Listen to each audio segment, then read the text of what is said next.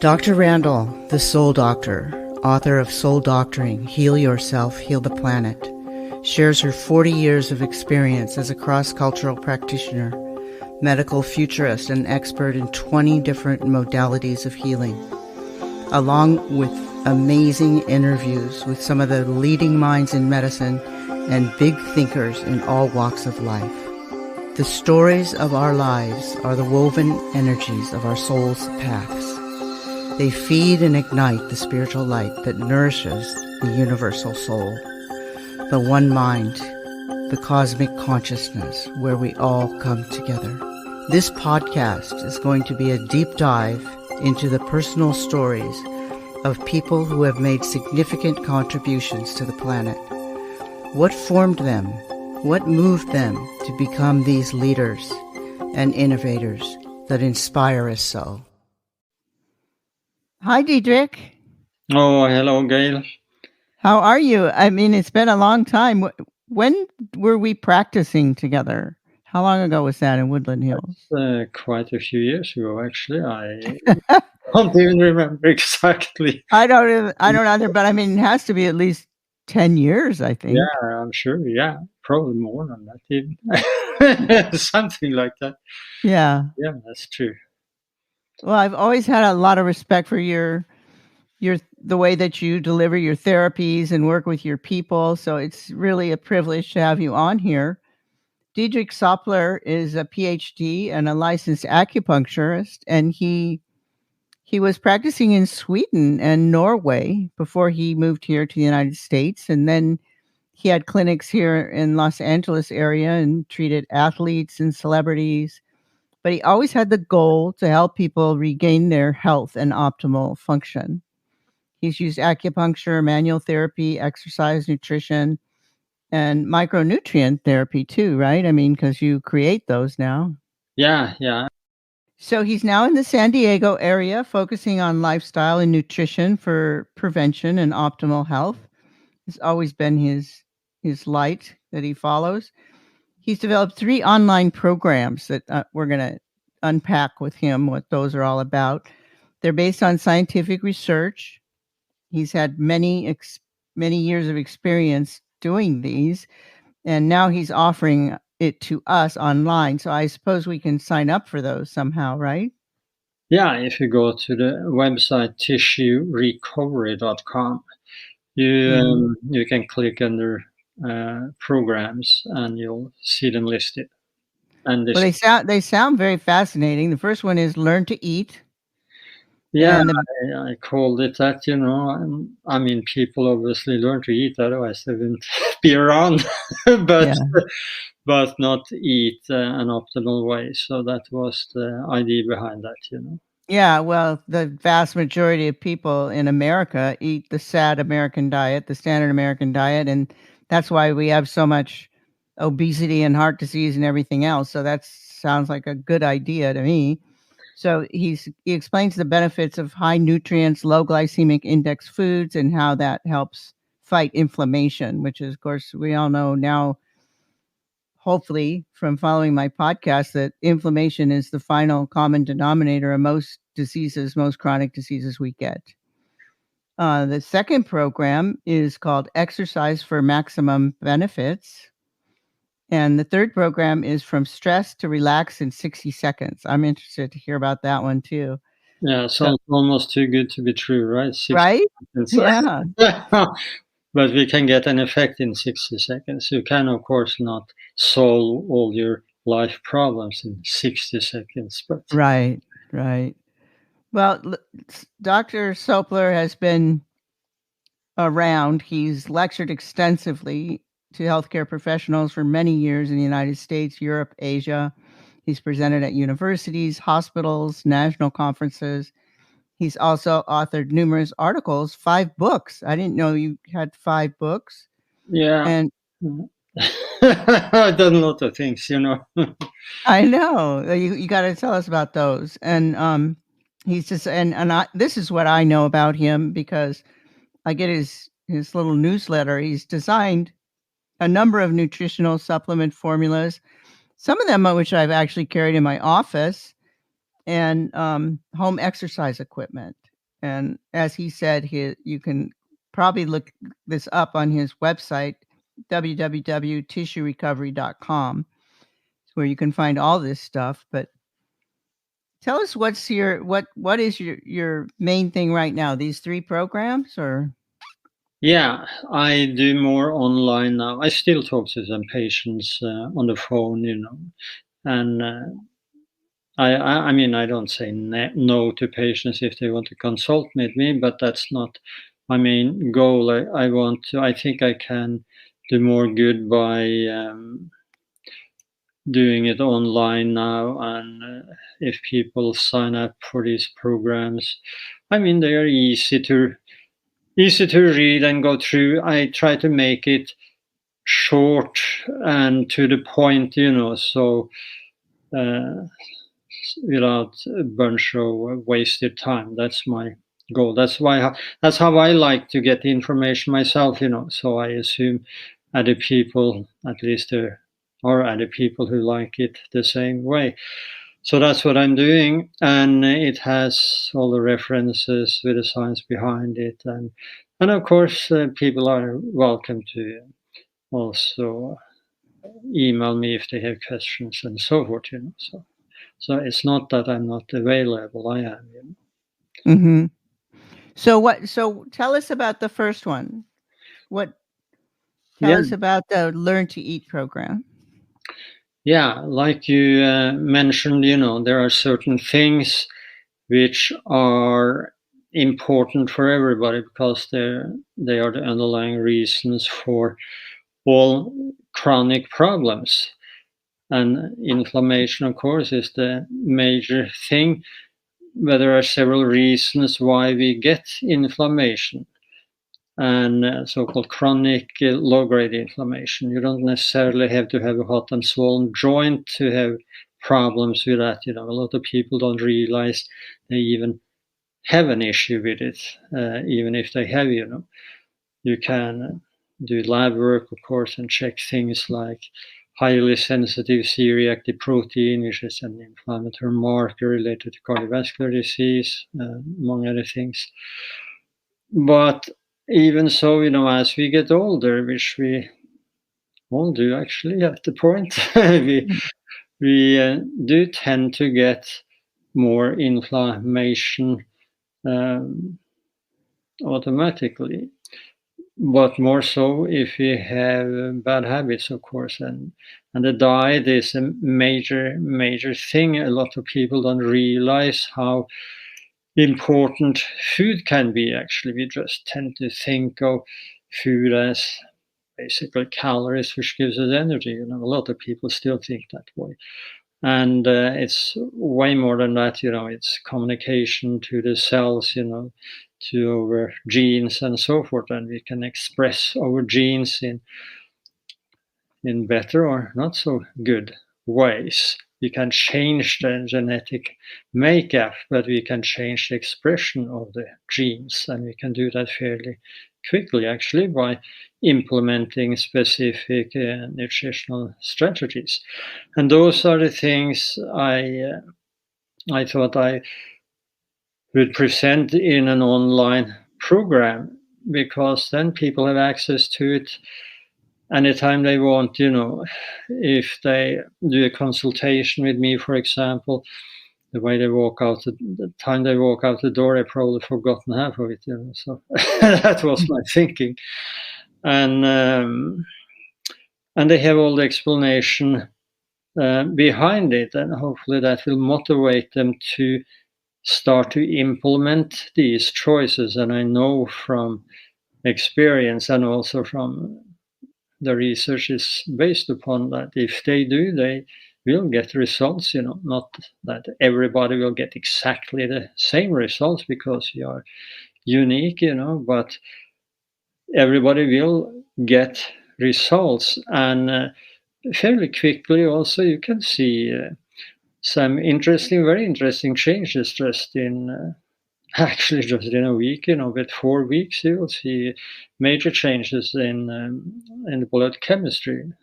So give us like 3 pearls or 4 or 5, that what they're going to see the results from. Yeah, it's important to keep to eat a high nutrient diet, of course, and that's something everybody knows, I'm sure. And how do you do that? But also, it's very important to eat a low glycemic index diet, and that's is a major problem for a lot of people these days. A lot of people are insulin resistant to a more or less degree.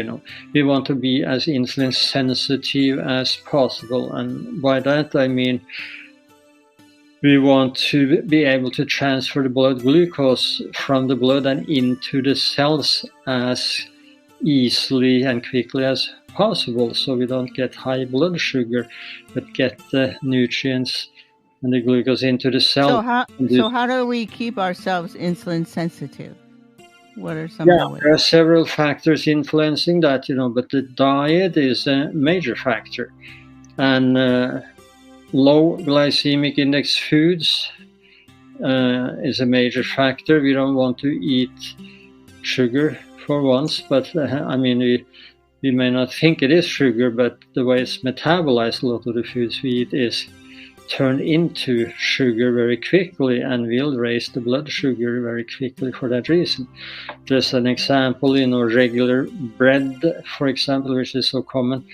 When we eat that, even if it says whole grain bread, the ones we buy in a store, will raise the blood sugar fairly high if you check it an hour or 2 hours later. Mm-hmm. And what's also important is not just the fasting glucose, but what it is 2 hours after a meal. And we eat at least several times a day, most people do.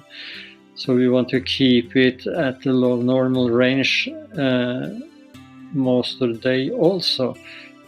So the way to do that is to eat food with a lot of fiber, and vegetables, for example, has fiber, but if you only eat vegetables, you wouldn't get enough calories. Most people wouldn't anyway.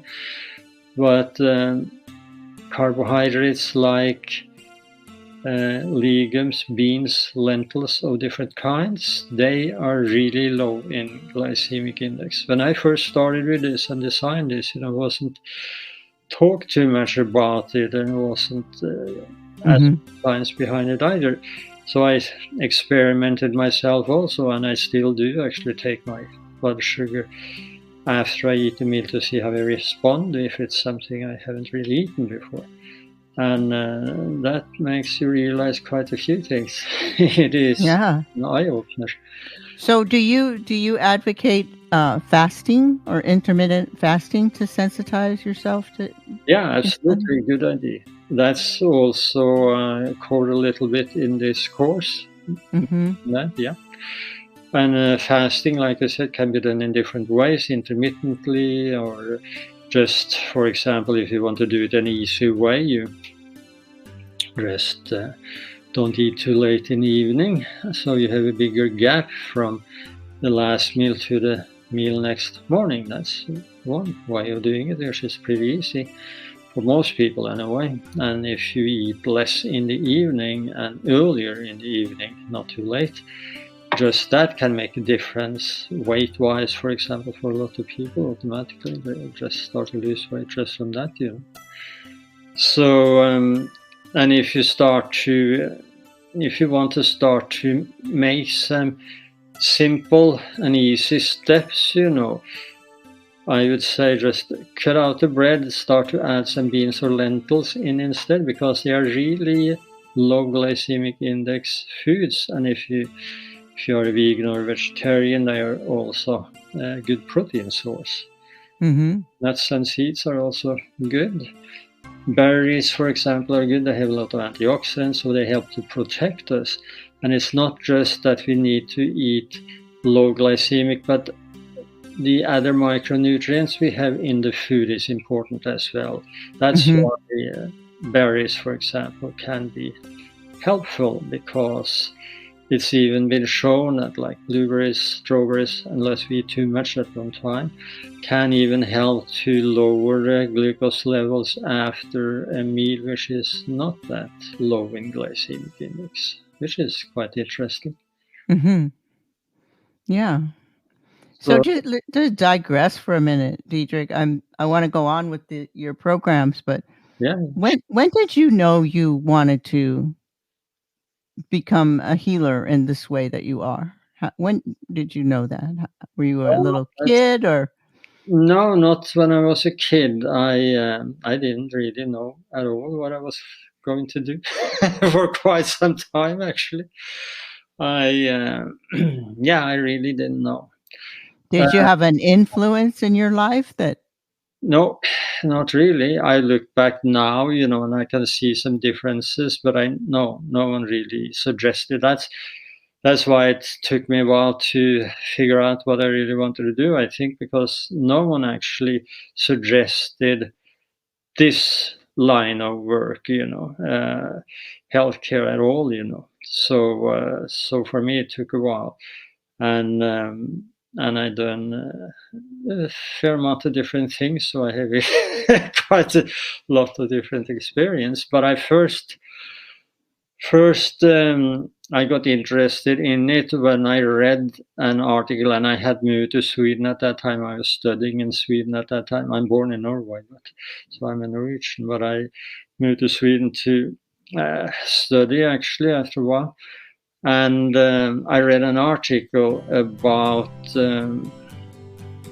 acupuncture. Acupuncture was non-existent there at the time, basically. Very unusual. And I read it and I thought, that looks really interesting. I had just finished studying engineering, actually. So I said, well, I want to look into that. And I started to do exactly that, and it ended up I looked at different places where I could actually study it. But I found a place, and that's what I decided to do. And then from there on, I added other things, natural medicine, which I also studied in Sweden, actually. And I always wanted to try to get the best results, so I was never really satisfied with the results. I always tried to look for other things and better ways to do things. So, and I also traveled over here, when I heard about something interesting. I heard about the doctor over in California, in Los Angeles area, who used acupuncture, who was, so-called famous or had gotten exceptionally good results, I guess. So I just got on a plane, showed up at his clinic and said, hello, here I am. I'd like to follow you for some few days. Yeah, okay, sure. He gave me a white coat and introduced me to his patients, and that was it, That's great. So I did things like that, and I took courses over here also, I just wanted to learn as much as I could, I would do anything to learn at that point, And I started my practice, and it went pretty well, actually. Got very busy. So I saw patients from morning to evening every, Monday to Friday. And I started to teach courses also. And that was it. That was when you were here, or? No, that was when I was still in Sweden? Yeah, exactly, in Sweden. And then I traveled over here, and I really liked it here. And I thought, and I started to feel I couldn't really get any further in Sweden. So one summer on the airport in Los Angeles, I decided after the summer I am going to move over here. And that's what I did. I had been introduced to some some people over here actually, and got an offer to teach a course and do a presentation at a big sports medicine conference in Atlanta at the time. And that was the only thing I had actually, but I decided, that would give me enough exposure to get me going with that until I got licensed over here. Of course, when I look back, it was totally crazy thinking. Of course, there are a lot of people who want to do that here, but I didn't know any better.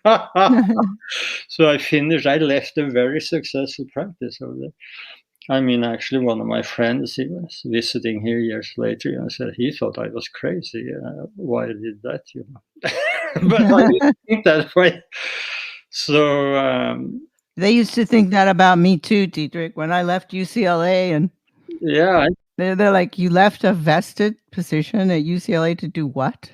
And I said, "Integrative medicine," and they go like, "I never heard of that," So it's amazing what your passion can lead you to. But look what we've both done. So.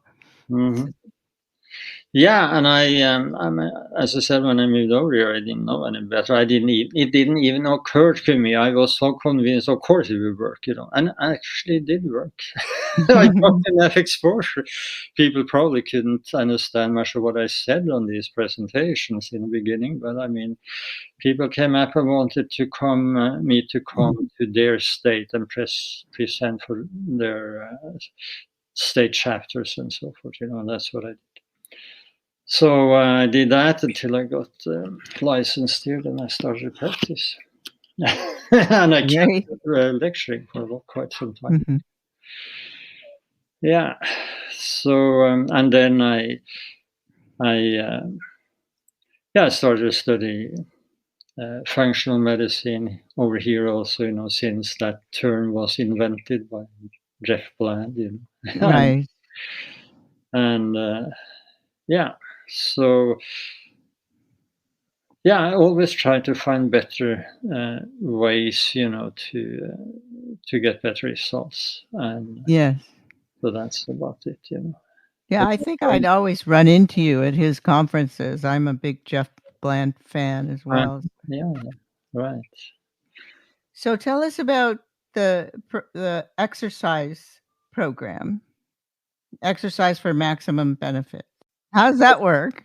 Yeah, that sounds a little bit ambitious too, I guess, spending very little time and get maximum results. Well, it looks to me, and of course I would like to spend less time exercising also. I know exercise is important. And for that reason, I exercise regularly. I wouldn't stop. I would never stop. If you do that, it's over with, Right. But if you can spend less time on it, because for me personally also, and that's the same way with a lot of other people, I'm sure, they have other things they want to do, I mean, it can Is that like interval training or what? Yeah, that's one of the things. It is something which was researched quite well many years ago now, actually. High intensity, short interval training. Right. You can, to just give an example of that, you can sit on an exercise bike, for example. There are many ways to do this. I can explain some of the ways. But the way the research first was done, they put people on an exercise bike and had them pedal as hard, as fast as they could for just 30 seconds. And then they was sitting there idling until they recovered, which took them to 3-4 minutes. And then they repeated the same thing 6 times. That means 3 minutes of actually exercise time. And they got the same results, and in some instances better than the ones who exercised for an hour. Right. So that sounded interesting to me.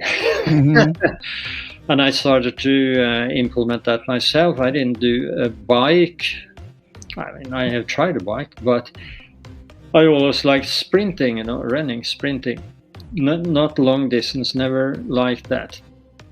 But since I was a kid, I liked sprinting. I was actually pretty good at it when I was a kid. Almost beat the best one in Norway at the time, at the same time. So I still like that, and that's what I'm doing now. I get up, or I get out about 6 o'clock in the morning, and I do interval sprints, and I do it 5 days a week. That works. I can recover from that. It's also important to be sure you recover from the exercises, by the way. Mm-hmm. And I also do other exercises. I used to go to gym, haven't been to gym in I don't know how many years. You can get really good exercises at home, resistance exercises also, if you know how to use your own body weight and so forth. So these are things I explain in these programs. You can actually, what research shows also, which I thought was interesting, is it's better to, or more effective really, if you are active more than once a day. So instead of exercising just once a day for an hour, for example, it's better to do maybe shorter activity levels for several times a day. And if you have something you can do at home, that's very easy to implement, or even at work, you can even do that if you go into an office. Now, of course, a lot of people work from home, so it's especially ideally now. But you can, and that's what I personally do now. I exercise several times a day. I mean, I go out in the morning, like I said, but in addition to that, I do some other things to get my pulse up, and then I do some resistance exercises, and I alternate from upper body to legs, and so forth. But I do that also every day. Some of them, not the same thing every day of resistance exercises, because you need to recover. And that's Is that like with a band, or are you doing Pilates, or what are you doing? No, this is made simple, so everybody should be able to do it without buying any additional equipment. That was one of my goals. I see. Yeah, so no rubber bands. I mean, in my opinion, they aren't the best way of exercising anyway, because they don't give you the so-called physiological way or get the resistance. They are easy in the beginning and harder at the end. So a pulley system is really a good exercise equipment, but I try to figure out something which what people can do without equipment. So you can implement it anywhere, even at work or at home, wherever you are, because you bring your body with you every place you go. So that was the idea. So it describes leg exercises, for example, and it describes things which they may have heard about, but they haven't done them the way they are explained in this program, which is more effective, because I have tried everything myself, of course, and I always want to make it as effective as possible to get the best results. That's the same with the exercise program as it is with the nutrition program. Yeah, I know you do. You walk your talk, like probably more stringently than most people. I walk my talk, but you really do. And so what would you suggest for somebody that, say, maybe they had bad knees and they can't sprint? How can they do the interval? Yeah, for people like that, good alternative is probably a bike, an exercise bike, where you can adjust the resistance. And what if they can't afford a bike or have a bike? Yeah, that's a good question. I don't know. I do Pilates a couple of times a week. I do go to the gym a couple of times a week. But the way that I've been doing it, because I do have challenged knees, because I was a martial artist and I just wore them out. They function fine for just, getting me around. And riding my horse and all that, but running would not be a good thing for me, I don't think. So what I do, and maybe this isn't good, but I will do as many sit-ups as I can in a row as fast as I can until I'm exhausted. Yeah.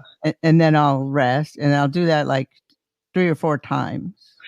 Yeah, you can. That's one of the things you can do. You can actually, you can get your pulse rate up. Otherwise, also at least in the beginning, unless you're in really good shape, But people in a really good shape, it's not the program for people in a really good shape because they already know how to exercise. But this is a program for people who rather not go to gym, for example. That was the idea, and see the benefits of exercising more than once a day. They can actually run in place by lifting their legs and arms a little bit higher than when they walk. If they do that fast enough, that will get their pulse up, and they don't have to do it that long either. If they do that for a minute, for example, most people then, if they have some speed to it, will get their pulse up. And if you aren't used to exercising, it doesn't even take that long to get the pulse up. And that can be repeated several times. And the resistance exercises, you mentioned one of them, for the abdominals, can also be done so you get your pulse rate up. And the leg exercises also, your legs have big muscle groups, and the bigger muscle groups, the more blood supply and oxygen they need, so that automatically when you exercise those muscles, they get your pulse rate up quicker. So that's by doing leg exercises, that's another way to, but you need to do it so it's strenuous, but that can easily be done by using your own body weight. And that gets your pulse rate up, no doubt, So you don't have to, if you have bad knees, there are certain leg exercises you cannot do, of course. But running in place, for example, that shouldn't be a problem because you don't do it that long either, and it's better to do rather shorter intervals instead of long ones. It's better to instead of sitting and biking or trying to jog, for example, for half an hour or an hour, that wouldn't go over so well either if you have bad knees, I think. So it's better to do shorter intervals, and that's better tolerated actually. So that would be my suggestion. Yeah. Okay, great. So let's talk about this is the one I'm really interested in, from stress to relaxed in 60 seconds. Yeah, I tried to come up with a name which got some attention, and you can actually, I mean, I wouldn't put the headline like that if it wasn't possible to see a result. I know you wouldn't. So you can. As you said, I'm an acupuncturist also, so this is borrowing from that, and you don't necessarily have to use needles, but you can use some easy tools, and that can be, and if you use it on a specific area on your ear, it can be very effective, actually, even more effective than needles sometimes, I think. And you can see a difference in 60 seconds. You use, I mean, I can show you here, but the audience won't see this, but paper clip, big paper clip like that, you can use that, and that's described with pictures and short video as a part of this program, Wow. And clipping that to a certain area of your ear for 60 seconds. If you have neck pain, for example, and tension, after 60 seconds, huge difference. Wow. And you can see difference in range, and you feel more relaxed. That I can guarantee you. So which points are you going? Is it actually the points for the neck, or? It covers some of that, and it covers the head and the neck area, but this provides much better pressure than you can do with your hands. For example, if you try to massage your ear with your hands, it's not going to be that effective. This works a heck of a lot better. But as I said, I try everything myself before I have people do it. And I tried a lot of different things on patients who were willing to experiment also. Yeah. So this is one of the things, and it just plain works well, and it works because it affects the vagus nerve. That's as far as I can see. There's an easy way to access that, and the vagus nerve, as most of you might have heard, is what makes it possible for the brain to communicate with the gastrointestinal tract, for example. The vagus nerve is a huge nerve, so it covers all these organs we have. And it's even devices made now for electrical stimulation, which is stimulating the vagus nerve, and they done research on that, and that works well. They don't use the ear, they use the area on the neck, actually. But this is also a really effective way to affect the vagus nerve. So it's surprisingly how well it works. A simple thing like that. So that works in 60 seconds. As I said, it's more to the course than that, because you can't solve your life problems by doing that and fix it in 60 seconds, really. But you can get a noticeable relaxation effect and feel better. But the course otherwise is talking about how you can do some introspection, looking into yourself, why you do things, and why you may want to change the way you do things. And also a way to focus and meditate, which is not my invention.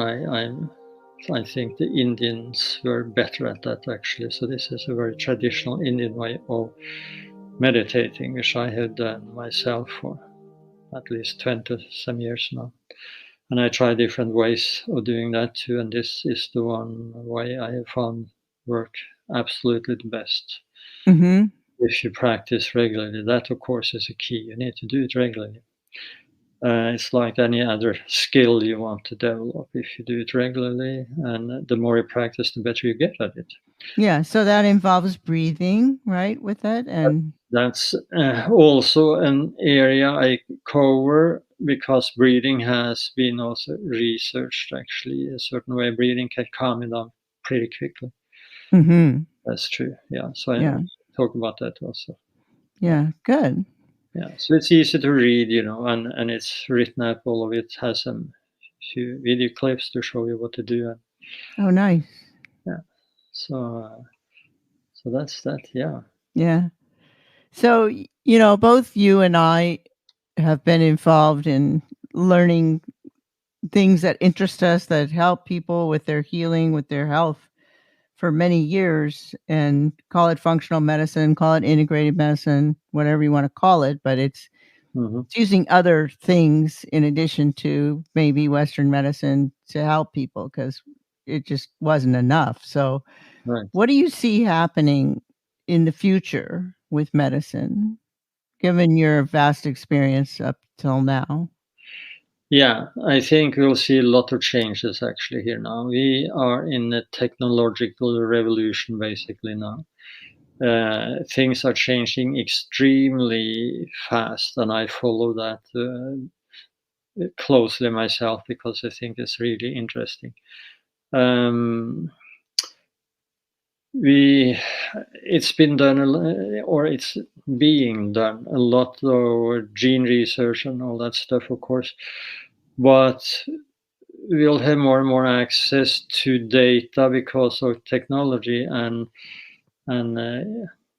AI, artificial intelligence, that will be almost kind of already a part of what's going on now, which makes it possible to access a lot of data, which would be impossible for a human to do. But artificial intelligence can sort through data very, very quickly, and specifically if you want it to. And we'll see more and more of that. And we'll move more and more into ways of changing genes, for example. We'll have that. We'll have ways to slow down and even reverse aging, seems like.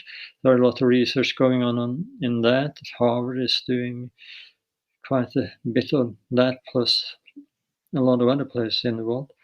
And the major guy behind it there, he believes it's possible to actually not just stop, but reverse aging. So, and I suppose that could be the case. But we will have a lot of other tools here in a while. No doubt about it, I think. Some very interesting things happening. I've seen some examples of that. So, so in the next 10 years, we'll see a lot of new things coming on, and we'll have more and more apps which makes it easier for us to collect data continuously. We'll see it on our phones, we'll have different I have been waiting for quite some time here, for continuous glucose monitoring. I mean, we have it for diabetics now, but it's still a little bit inconvenient, and I think, and on the expensive side. But that will come here fairly soon now, supposedly, reasonably and reliably. You'll see it on the phone, and that would be a great learning tool, actually, when we actually hear what we do, how it affects us. Affects the glucose. When we eat something, we'll see what happens, and that's a different story than just having somebody tell you something and reading about it. Nothing is like your own experience. Right. So we'll have these things coming on, and we'll probably in that's some years away still, I think, but we'll probably also end up with brain implants, or at least connection directly to artificial intelligence and the brain directly also. I believe so. So we'll be part, well, if you want to call it human and machine, I mean, a machine doesn't have consciousness. Not now, anyway. That's the difference. So our cell phones will be in our brain, or how? They were just a chip.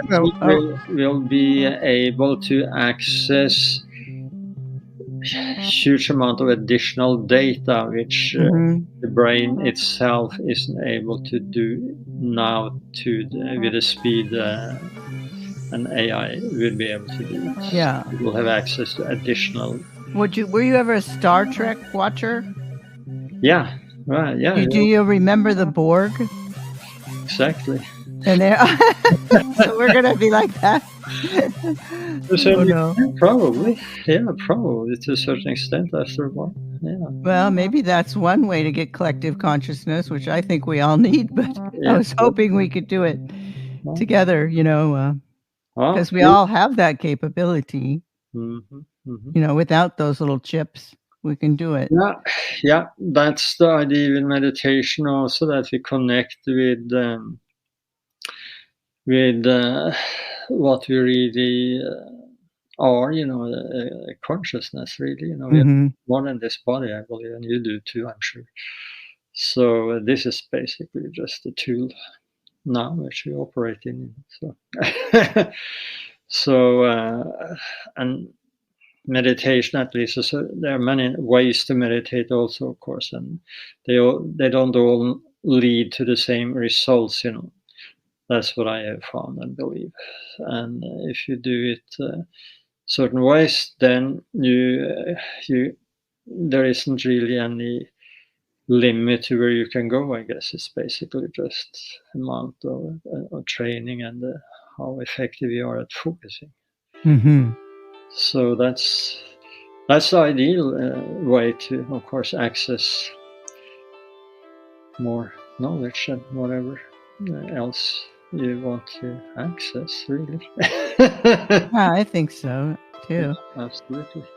So what words of wisdom do you have for my listeners? Do you have, for their health, optimal health? That's your thing. What can you tell them? Yeah. If you want to, this is what I think you should do. You should start to make at least some few changes to the way you eat to lower the glycemic index and increase the nutrient intake. Cut out the regular bread and simple carbohydrates, so to speak, and just add some beans or lentils instead, to salads. It can be added to soups, for example, easy to do. And if you go into my website, you can also see something called super bread there, which is it's called super bread, but it's not really regular bread, but it's a recipe for it's baked like regular bread, but it's a very, very low glycemic index food, which will keep your glucose low, and it may even lower the glucose of a regular meal if you eat it. So it's like gluten-free, unrefined grains? That's what I eat. It has some oat in it, but not that much, and it has nuts and seeds and stuff like that, and other fiber, and that's the trick to it. A lot of fiber works extremely well. I've had people tell me just when they switched to that, they lost weight just by doing that. Yeah. And you will find that some place on the website. If you look, I don't remember myself exactly where you find it now, but go to tissuerecovery.com and look there. Do that, and then, if you want to do it an easy way, sign up for some of this program online. Learn to Eat program, for example, exercise program, or the stress program. It's it won't take you a lot of time, but if you follow it, you'll get results. That's great. Thank you. Yeah. So it was nice talking to you, really.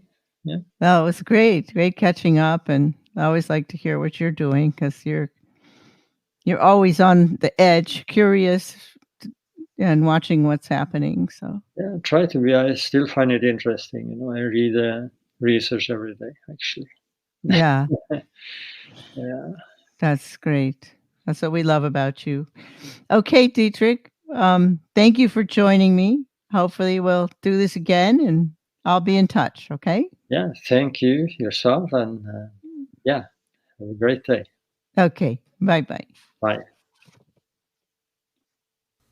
I'm Dr. Gail Randall, creator and host of Soul Stories. I just want to thank you for listening to my podcast. I recently got a notification from the International Podcast People, and I was astounded that so many countries are listening to my podcast in the category of alternative health. So thank you, and please continue to listen. I especially want to thank Egypt, Croatia, Japan, and Switzerland, also France and Ireland, because my numbers were quite high there.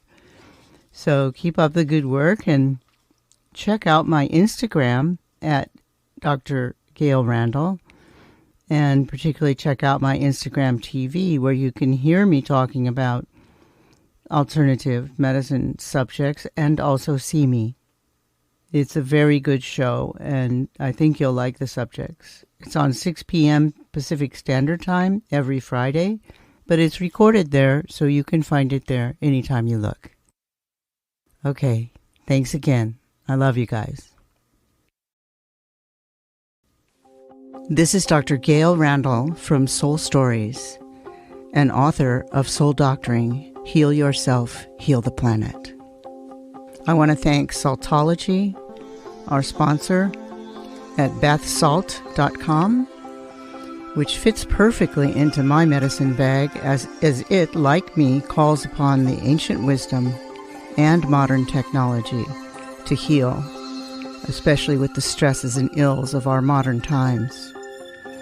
The Bokak brand uses organic salts combined with organic essential oils sourced from ancient Egypt to provide a perfect remedy for your bathing ritual and healing from modern stresses.